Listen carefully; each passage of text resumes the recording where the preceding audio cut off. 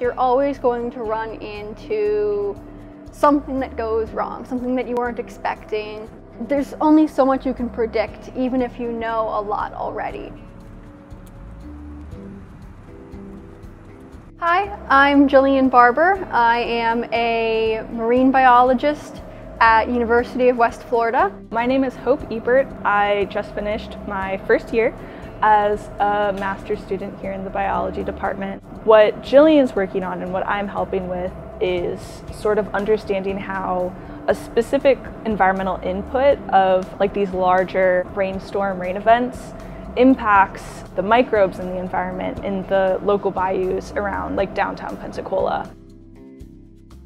On the sample day, we get up really early, meet up downstairs at the loading dock with a vehicle at 7 a.m.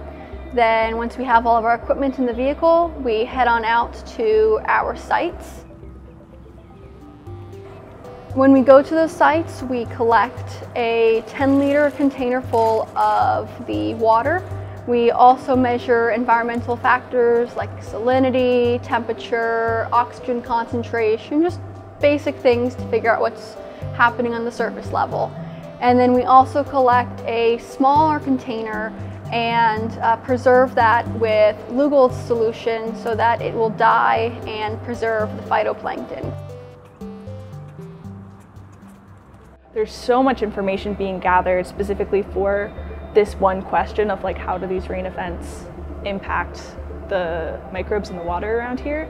So I think just at like the outset of this project, I think that we're going to have a much better idea of like what's happening in the water during these rain events, especially given that like climate change will impact like rain event frequency, possibly rain event intensity.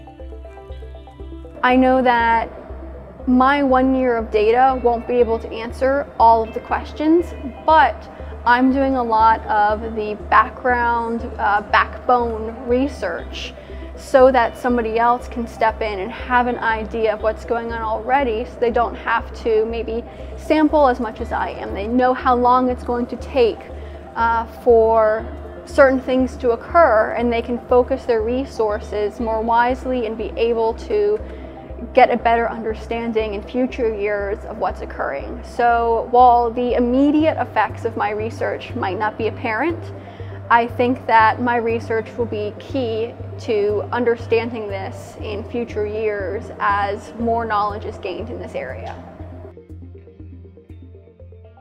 A lot of times we think of the lone scientist in the lab by themselves being the loner, but a lot of science requires cooperation between other scientists, between undergraduates working in your lab or interns even.